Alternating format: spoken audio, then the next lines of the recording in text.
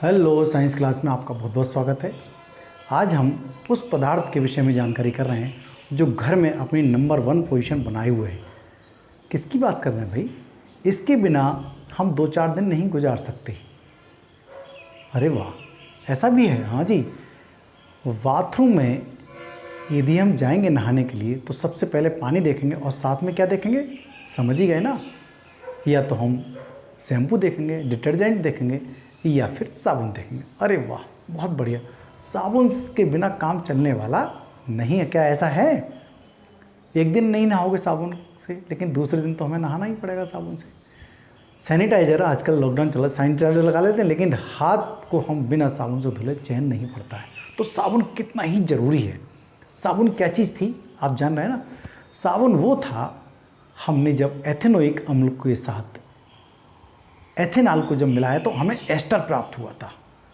और एस्टर वो चीज़ थी जिसमें खुशबू, फलों की खुशबू, फ्लेवर्स दे, जितने तमाम सारे पदार्थ बनते हैं, चाहे ग्लूकॉन डी हो, चाहे ग्लूकोज हो, चाहे बहुत सारी टॉफ़ियाँ हैं, बहुत सारे ठंडे हैं, कोल्ड ड्रिंक हैं, उनमें तमाम तरह के फ्लेवर आते हैं, चाहे माज़ा हो या स्लाइस हो, कुछ भी हो। तो फ्लेवर अर्थात तो उसमें अंदर क्या है? एस्टर। तो एस्टर को NaOH के साथ यदि मिला दिया जाता है तो हमें साबुन प्राप्त हुआ था और एथेनॉल भी प्राप्त हुआ था।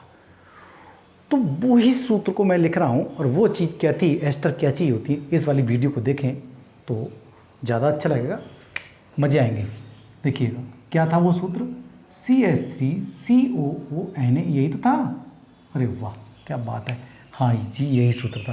तो आप क्या देख रहे हैं? डेफिनेशन को पढ़ें। ये साबुन था, इसके साथ सोडियम लगा हुआ है। देखो, तो उच्च अणुभार वाले मोनोकार्बोक्सिलिक अम्लों के सोडियम तथा पोटेशियम लवण साबुन कहलाते हैं।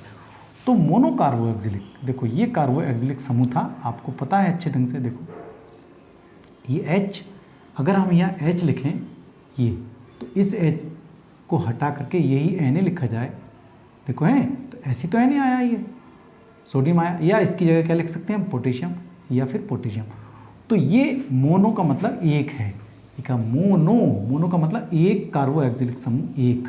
तो ये कार्बोक्सिलिक समूह एक, ठीक है। और इसके साथ जुड़ा हुआ है ये हाइड्रोकार्बन का हिस्सा, ये वाला, ठीक है। तो ये मोनो कार्बोक्सिलिक के साथ सोडियम के या पोटेशियम के जो लवण बनते हैं, जुड़ते हैं, सोडियम पोटेशियम, तो वो लवण प्राप्त होता है, उसी को हमने साबुन कहा है, ठीक है। तो ये किससे मिला? बसा से। तो उच्च अणुभार वाले चाहिए ना हमें, उच्च अणुभार, तो ये तो निम्न अणुभार है। तो यहाँ पर जो इसका छोटा सा अणुभार है, ठीक है, कार्बन की संख्या कम है, तो ये प्रतीक के रूप में। लेकिन हम ये सोचे बहुत बड़ा काम कर लेंगे, हम बहुत बड़ी साफ सफाई करेंगे इससे, तो संभव नहीं है, ठीक है। लेकिन स्टार्टिंग तो साबुन की यहीं से है, समझ गए ना मेरी बात? तो हम क्या देख रहे हैं, आइए साबुनीकरण की डेफिनेशन को पढ़ लें। तो इसके साथ कौन से उच्च अणुभार वाले आएंगे? तो कार्बन की संख्या जिसमें 12 से लेकर के कार्बन की संख्या 18 तक जाएं, तो हमें विभिन्न प्रकार के एस्टर प्राप्त हो जाते हैं, जैसे स्टेरिक एस्टर, पामेटिक एस्टर या ओलिक एस्टर, ओलिक भी होता है। तो हमने कोई एक एस्टर ले लिया है, जैसे हम स्टेरिक एस्टर को ले लेते हैं, ये वाले को। तो उसका सूत्र है, स्टेरिक एस्टर से प्राप्त होने वाला जो साबुन है वो ये है, देखो, C17H35COONA। तो यहाँ बहुत सारी कार्बन श्रृंखला हमें मिलेगी। भाई बहुत सारी का मतलब ये है 2, 3, 4, 5, 6, नहीं बहुत, 2, 4, 5, 7, 8 नहीं, देखो बहुत बड़ी वाली, मतलब 12 से लेकर के 18 के बीच में वो श्रृंखला हम ले लेते हैं, और उससे बनने वाला जो साबुन है वो कहलाएगा आपका स्टेरिक के द्वारा बनने वाला साबुन। तो देखें, उसी को देख लेते हैं। इसका मैं अणुसंरचना बताऊं आपको कि बनाने से पहले अणुसंरचना किस तरह से बनेगी। तो ये है, देखो, इसके पर अणुसंरचना क्या बना रहा है, ये पूछ सी आप है, तो कोई बात ना, बना के देख लो भाई।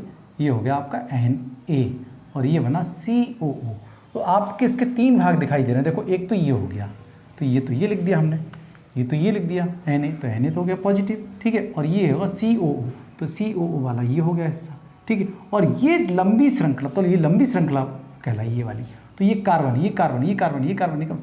तो मैं यहाँ 17 मान के चलो, मैं बहुत सारा बना तो नहीं पाया बड़ा, ठीक है। तो लंबी चेन है, तो ये लंबी चेन को कहते हैं पूंछ, ठीक है। और ये हो गया हेड। तो ये वाली पूंछ जो है मैल से जुड़ जाती है, कपड़े के मैल से जुड़ जाती है और वो लपेट लेती है उसको, और फिर वो पानी जैसे डालते हैं वो धुल जाता है। ये आपकी सफाई प्रक्रिया हम आगे पढ़ेंगे अभी।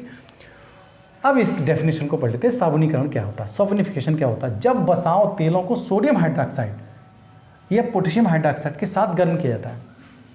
बसा मतलब किसी एस्टर को सोडियम के साथ या फिर पोटेशियम हाइड्रोक्साइड के साथ, सोडियम NaOH के साथ या KOH के साथ जब गर्म किया जाता है तो हमें साबुन प्राप्त होता है, और साथ में एक ग्लिसरॉल या ग्लिसरीन भी प्राप्त हो जाती है। इस क्रिया को साबुन या साबुनीकरण फिर कहा जाता है। जो पदार्थ मिलता है साबुन, और इस पूरी की क्रिया को कहा जाता है साबुनीकरण। ग्लिसरीन के साथ साथ उच्च वसीय अम्लों के सोडियम तथा पोटेशियम लवण, तो ये सोडियम मिलेगा या फिर पोटेशियम लवण प्राप्त होगा। इस क्रिया को साबुनीकरण कहते हैं। तो आइए कैसे बना ये साबुन, आइए इस क्रिया को भी हम जान लेते हैं। बताता हूँ। तो पहला स्टेप जो आएगा हमारा वो देखेंगे, बसा मतलब बसा अम्ल जो होते हैं, मतलब घी तेल जो भी है, चर्बी है, फैट है, वो उसको हम या तो NaOH मतलब कास्टिक सोडा या फिर KOH, इन दोनों में से किसी एक के साथ मिलाएंगे तो हमें एक ग्लिसरीन प्राप्त होगा, ग्लिसरीन या ग्लिसरॉल प्राप्त होगा हमें, और साथ में साबुन भी प्राप्त होगा, ठीक है। ये सोडियम के या पोटेशियम लिए हुए लवण होंगे वो। तो बसा देखें, बसा को हम ले रहे हैं यहाँ पर बसा के रूप में, वो ले रहे हैं स्टेरिक एस्टर। एक एस्टर तो लेंगे, तो एस्टर हम ले रहे हैं, देखिए CH2, बहुत ही मज़ेदार सूत्र, एकदम याद हो जाएगा आपको, परेशान नहीं होगी। CH2OCO C17H35। देखो मैंने इधर लिखा है H35, इसका थोड़ा सा दूरी लेकर के फिर लिख दीजिए इसी चीज़ को, CH2OCO C17, मतलब यहाँ कार्बन की संख्या लंबी चेन चाहिए ना हमें। तो अब ये हाइड्रोजन की संख्या 2 है, तो यहाँ बीच में जब लिखेंगे तो हाइड्रोजन की संख्या सिंगल रहने देंगे, CHO C17H35। बहुत मज़ेदार है। देखो अब हमें लेना है बसा, तो हमारे पास ही होगा, ठीक है। इसका नाम है स्टेरिक एस्टर, स्टेरिक एस्टर, ठीक है। ये है आपके पास बसा, क्या है ये, बसा है, ठीक है, जिसमें कार्बन की संख्या 17 है। ये देखिए इस तरह से लिख रखी है, ठीक है। अब हम दूसरा लेते हैं NaOH। अब जब क्रिया इसकी होगी, हाइड्रोजन लिखा है मैंने ये NaOH, सोडियम हाइड्रोक्साइड, ठीक है, तब हमें मिलेगा एक ग्लिसरॉल, मैं लिख रहा हूँ ग्लिसरॉल मिलेगा। आपको ये याद रखनी है, बसा अम्ल प्लस NaOH KOH के साथ ग्लिसरॉल और साबुन प्राप्त होगा। तो अब ग्लिसरॉल का सूत्र देखो, बहुत ही मस्त है, आपको याद हो जाएगा, CH2OH, गैप करके लिख दीजिएगा, वही CH2OH, और यहाँ पर सिंगल जो कार्बन मैंने यहाँ 2 लिखा है, तो जैसे हमने कार्बन कम, हाइड्रोजन कम कर लिया, ऐसे ही यहाँ हाइड्रोजन कम करके हम यहाँ लिख देंगे CHOH, ठीक है। अब यहाँ बॉन्ड और लगाइए, जैसे हमने बॉन्ड यहाँ लगाना है उसी तरह से बॉन्ड यहाँ लगाइए, तभी तो यहाँ हाइड्रोजन की संख्या कम हो गई। ऐसे यहाँ बॉन्ड लगा दीजिए, बहुत ही ज़्यादा इजी है लिखने का तरीका, समझ गए। अब यहाँ प्राप्त होगा दूसरा, वो हमें मिलेगा साबुन, C17H35 COONA, ठीक है। तो ये हमें जो मिला है वो सोडियम स्टेरिक एस्टर के लवण प्राप्त हुए हमें ये, ठीक है। तो ये इसी को हम क्या कहेंगे, साबुन। तो ये हो गया आपका साबुन, ये सोप हमें मिल गया। अब यहाँ समझने की बात ये है कि ये बना कैसे।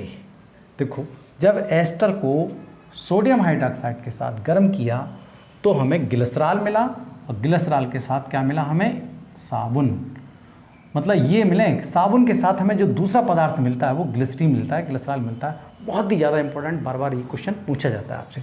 देखिए अब यहाँ मैं दूसरी बात बताऊँ, यहाँ कार्बन की संख्या 17 है, तो यहाँ कार्बन की 17 है 35, और ये हाइड्रोजन की संख्या 35 हो गई है, ठीक है। तो यहाँ ये कैसे मिला हमें, COO, तो ये हिस्सा यहाँ से टूटा, इसका अर्थ ये है, देखो ये ऐसा हिस्सा टूट गया है, ठीक। और CH2 और ये वाला हिस्सा जो आया OH यहाँ आ गया, OH जोड़ करके ये हिस्सा बना, ऐसी CHOOH इसका।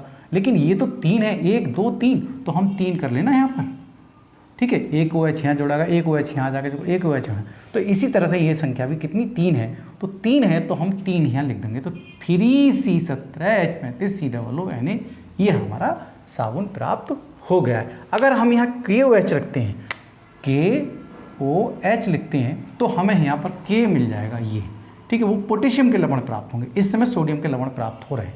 ठीक है, समझ में आ गई होगी। अब मैं थोड़ी सी बात बताऊँ इसमें, यदि ये KOH के साथ हमें जो मिला है सोडियम का लवण जो प्राप्त हुआ है हमें, ये साबुन है और ये कठोर साबुन है। ठीक है, कठोर साबुन मतलब झाग तो देता है, बहुत बढ़िया झाग देता है, लेकिन अगर हम QH यहाँ मिलाएंगे तो हमें मृदुल साबुन मतलब मुलायम साबुन प्राप्त होगा, बहुत मज़ेदार साबुन प्राप्त होगा। जैसे नहाने का साबुन बहुत मज़ेदार होता है नहीं, कपड़े धुलने के मुकाबले, तो वहाँ पर कपड़े धुलने वाला साबुन तो NOH से प्राप्त कर रहे होंगे, इसका मतलब KOH से मुलायम साबुन हम प्राप्त कर रहे होंगे। ठीक, और यदि इसके साथ हम HCl मतलब साबुन कैसा अलग हो, ग्लिसरीन अलग हो जाए, साबुन अलग हो जाए, तो हम HCl इसे प्रवाहित कर देते हैं, तो साबुन हमें एकदम फ्रेश रूप में मिल जाता है। अब बात हो, और ग्लिसरीन हम मिला दें इसके अंदर तो और मस्त साबुन मिलेगा, और वो उस तरह से मिलेगा बिल्कुल पारदर्शी, जैसे पियर्स का साबुन होता है, या फिर कोई और बताएं जिस तरह से बहुत ज़्यादा अच्छा तो नहीं होता है, सेवलॉन का साबुन तो पारदर्शी नहीं होता है, लेकिन पियर्स एकदम आर पार हम उसके देख सकते हैं। तो पियर्स के साबुन में इसका मतलब ग्लिसरीन बहुत ज़्यादा मात्रा में होती होगी। ये बात आपको अच्छे ढंग से समझ में आ गई होगी। तो ये KOH के द्वारा जो मिलते हैं वो मृदुल साबुन प्राप्त होते हैं, और मृदु मतलब मुलायम, और NOH के द्वारा जो साबुन प्राप्त होते हैं वो थोड़े कठोर साबुन प्राप्त होते हैं। ठीक है, साबुन इस तरह से आपको पता चल गया। अब बात आती है कि अच्छे साबुन कौन से होते हैं। आप जानते हैं अच्छे साबुन वो होते हैं जो घिसते रहो तो और झाग नहीं देंगे। हाँ, वो तो भाई ख़राब साबुन होते हैं। अच्छे साबुन वो होते हैं कपड़े की सफाई बहुत बढ़िया करते हैं। हाँ, बहुत बढ़िया। तो हम कुछ पॉइंट्स मैंने यहाँ लिखे हैं, वो पॉइंट्स आप नोट कर लेंगे। अच्छे साबुन की विशेषताएं क्या है? साबुन चिकना व मुलायम होना चाहिए, खुरदरा नहीं होना चाहिए। चिकना व मुलायम होगा वो अच्छा साबुन कहलाएगा। बहुत बढ़िया। नंबर दो पोजीशन को यहाँ देख लेते हैं। ये हमने मिट गया हमसे ये। देखो नंबर 3 पोजीशन इसकी ये है। ठीक है, इसमें कीटाणुनाशक पदार्थ मिले होने चाहिए। हाँ भाई, जब तक अगर हम साबुन लगा रहे हैं तो कीटाणु का वो नाश ना करें तो वो साबुन किस काम का? आप देख रहे हो आजकल साबुन का बहुत ज़्यादा यूज़ किया जा रहा है। सैनिटाइज़र की जगह हम साबुन का यूज़ कर रहे हैं ताकि कीटाणु जो वायरस है, किसका, जो कोरोना वायरस है, वो साबुन से नष्ट हो जाता है। ठीक है, तो वो कीटाणुनाशक होना चाहिए। अगर कीटाणुनाशक ना होगा तो वो साबुन किस काम का? दूसरा है मृदु जल के साथ पर्याप्त मात्रा में झाग देना चाहिए। कठोर जल में साबुन वो झाग नहीं देता है, इसका अर्थ तो ये हुआ। मृदु जल के साथ पर्याप्त मात्रा में झाग देना चाहिए, तो वो अच्छा साबुन कहलाएगा। ठीक, इसमें 10% से अधिक नमी नहीं होनी चाहिए। तो 10% से अधिक जिसके अंदर नमी है, ये नमी की बात बताऊं, जैसे हम आटा मलते हैं और आटा है हमारे पास, थोड़ा सा उसमें डाल दें पानी तो वो तो सब पतला पतला हो जाएगा भाई। तो इसका मतलब पानी उसके अंदर बहुत डाल दिया। हम थोड़ा पानी डालें तो आटा थोड़ा सा कैसा हो जाएगा, थोड़ा ठोस का रूप ले लेगा। ठीक है, और वो दबेगा तो, लेकिन और कम डालें तो एकदम दबना और कम। तो साबुन में हम साबुन को दबा तो सकते हैं, लेकिन इतना थोड़ी, इतनी ज़्यादा नमी नहीं है साबुन के अंदर कि उसको एकदम निकाल दो तो हमारे हाथ से निकल जाए। इतना मुलायम भी नहीं होना चाहिए। ठीक है नहीं, 10% से ज़्यादा नमी उसके अंदर नहीं आनी चाहिए। समझ में आ गई होगी बात कि अगर हम पानी ज़्यादा होगा उसके अंदर, नमी ज़्यादा होगी तो वो एकदम दब जाएगा, बेकार है साबुन, लगाना बहुत मुश्किल पड़ जाएगा, कपड़े साफ़ करना बहुत मुश्किल पड़ जाएगा। इसलिए 10% से ज़्यादा नमी उसके अंदर नहीं होनी चाहिए। साबुन में क्षार नहीं होना चाहिए। क्षार होगा तो हमारी त्वचा को नुकसान पहुंचाएगा, हाथों को ख़राब कर देगा, इसलिए क्षार उसके अंदर नहीं होनी चाहिए। अब बात यह है, इस पॉइंट को मैं और समझाना चाह रहा हूँ कि मृदु जल कौन से होते हैं और कठोर जल कौन से होते हैं। देखिए, जो जल बहुत ही मस्त लगते हैं पीने में, मीठे लगते हैं, वो मृदु जल होते हैं। और जो जल आप देखते हैं कहीं वाटर कूलर में या भगोने में देखते हैं, जग में देखते हैं, पानी करते करते उसके अंदर पपड़ी जम जाती है, एक सफ़ेद सी, इसका मतलब वो कठोर जल है। और कठोर जल बहुत गहराई से नहीं निकलता है। कठोरता क्यों होती है? तो उसके अंदर जो कठोरता होती है, मुख्य कारण इसका ये है, वो जल जिसके अंदर कैल्शियम और मैग्नीशियम के क्लोराइड, सल्फेट हैं, कार्बोनेट और HCO3 बाइकार्बोनेट, ये घुले होते हैं जिस जल के अंदर, वो कठोर जल कहलाता है। इसकी कमी यही है साबुन की कि वो कठोर जल के साथ पर्याप्त मात्रा में झाग नहीं देता, कपड़ों की धुलाई बढ़िया नहीं होती, सफाई बढ़िया नहीं होती। वो मृदु जल के साथ पर्याप्त मात्रा में झाग देता है, ये इसकी कमी है, डिमेरिट है इसकी। समझ में आगे नहीं आई? अब देखें ये ऐसा क्यों करता है।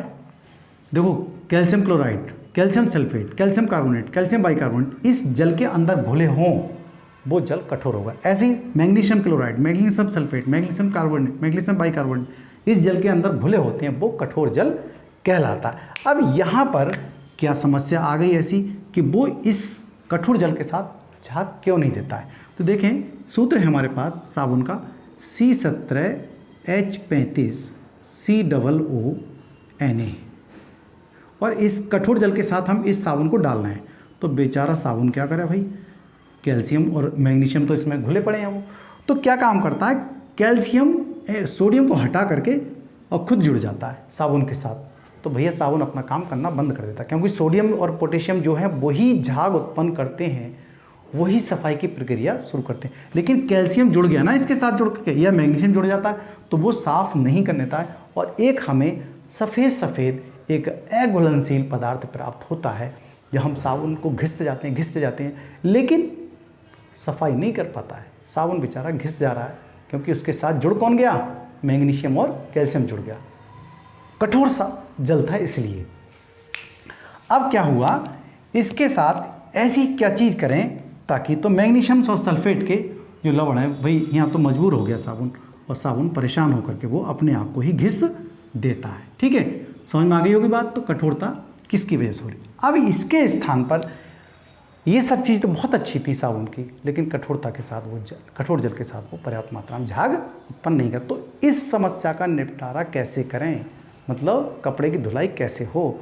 तो कंपनियों ने एक बहुत ही बढ़िया सॉल्यूशन निकाला, और वो निकाला डिटर्जेंट का, पाउडर का, समझ रहे हैं ना, वॉशिंग पाउडर का। वॉशिंग पाउडर को आप जान गए, निरमा वॉशिंग पाउडर है, व्हील का है, एक्टिव है, सर्फ एक्सल है, रिन है, इनके जो पाउडर आते हैं वो बनाए, और वो बनते कैसे हैं, वो बनते हैं, देखो मैं यहाँ अपमार्जक की बात कर रहा हूँ, तो वो कहलाते हैं अपमार्जक।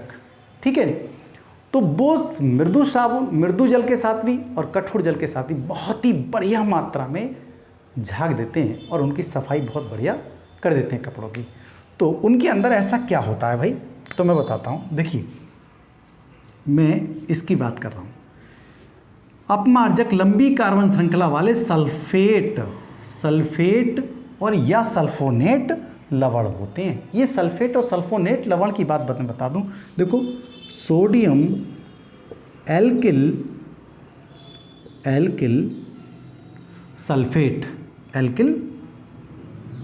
सल्फेट, इसका सूत्र जो बनेगा वो आर यहाँ पर भी लिख सकते थे हम इस जगह पे। ठीक है, ये कार्बन की श्रृंखला को हमने आर कहा है, यहाँ पर आर, यहाँ आर, ये वाला हिस्सा आर है। तो आर मतलब कार्बन की श्रृंखला, और किसके होंगे वो, सल्फेट के, ये हो गया सल्फेट, और सोडियम के साथ ये सोडियम। इसी तरह से कोई दूसरा भी हम अपमार्जक का रूप ले लेते हैं, जो दूसरा लवण ले लेते हैं, कौन सा, सोडियम एल्किल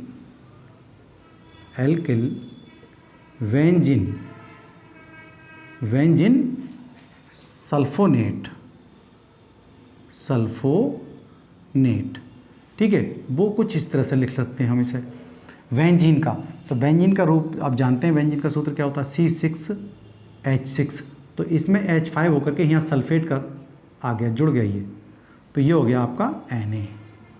ये अब ये यहाँ SO3 या SO3 जहाँ जाकर के जुड़ गया, तो एक को लिख के दिखाऊँ, जो मैग्नीशियम होता है, जो कैल्शियम होता है, वो इसके साथ यहाँ, ये अगर इस मृदु जल में या कठोर जल में, तो कठोर जल ले रहे हैं ना हम, और ये हम डिटर्जेंट ले रहे हैं, पाउडर ले रहे हैं, पाउडर को हमने इसके साथ ये घोल दिया, डाल दिया पानी में कपड़े साफ़ करने के लिए, तो क्या SO3Na। तो Na को ये कैल्शियम हटा देता है, परंतु जो सल्फेट होते हैं वो अघुलनशील पदार्थ नहीं बना पाते। ये कितना ही जुड़ जाए इस पे जाकर के, मैग्नीशियम और कैल्शियम कितने ही जुड़ जाएं, लेकिन वो अघुलनशील पदार्थ नहीं बनाते, और उनकी सफाई की प्रक्रिया आराम से चलती रहती, कपड़े साफ करते रहते, बहुत आसानी के साथ में। समझ में आ गई होगी बात ये। तो ये तो बहुत बढ़िया हुआ भाई, सोडियम और जो पोटेशियम के लवण जो प्राप्त होते हैं वो कैल्शियम सल्फेट या सल्फोनेट के जो लवण होते हैं वो कठोर जल का उन पर कोई प्रभाव नहीं पड़ता है, एक बात। अब दूसरी बात आती है, कहीं ना कहीं नुकसानदेह भी तो हो सकता है वो। देखो आपने देखा हो कठोर जल वही होता है जो, थोड़ी सी आपको और पहचान होता हूँ, जो जैसे भगोने या कोई बर्तन होता है उसमें पपड़ी सी जम जाती है, वो कठोर जल होता है। कठोर जल पीने के लिए ज़्यादा उपयुक्त नहीं है, ठीक है। अब बात आती है कि ये फ़ायदेमंद है, फिर इसका मतलब फ़ायदेमंद नहीं है भैया। देखिए जो साबुन का वहाँ नुकसान भी है तो वहाँ साबुन का फ़ायदा भी है। जो उसके, जब साबुन को हम घिसते हैं तो नालियों वगैरह में जाते हैं तो उसके कीटाणु जो हैं उसका अपघटन आसानी से कर लेते हैं।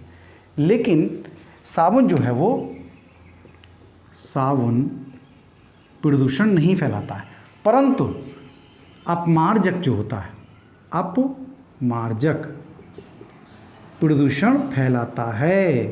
क्यों फैलाता है कि जो इसके घुलनशील जो घुलनशील पदार्थ हैं चले तो गए नाली वगैरह में सब चले गए, लेकिन उनके जो कीटाणु हैं, कीटाणु जो प्रकृति में जो कीटाणु हैं वो इसका अपघटन नहीं कर पाते, नॉन डिग्रेडेबल है ये, ठीक है ना। ये पृथ्वी में ऐसे नुकसान पहुंचाते रहते हैं, इसलिए ये प्रदूषण फैलाते हैं। तो जहाँ पर साबुन का वहाँ मृदु जल के साथ वो पर्याप्त मात्रा में झाग नहीं दे रहा था, तो ये दे रहा है झाग, तो भैया प्रदूषण भी कर रहा है ये। समझ में आ गया नहीं? तो साबुन का उपयोग आप कहाँ कहाँ कर रहे हैं, सर्फ का वही डिटर्जेंट का उपयोग कहाँ कहाँ कर रहे हैं, आप बहुत अच्छे ढंग से जानते हैं। साफ़ सफाई की प्रक्रिया हम बहुत ज़्यादा करते हैं, ठीक है। सेविंग क्रीम में करते हैं, हैंड वॉश के रूप में करते हैं, बहुत ज़्यादा आपको पता है। देखिए आपको वीडियो बहुत अच्छा लगा हुआ तो आपका बहुत बहुत धन्यवाद। आगे वीडियो को और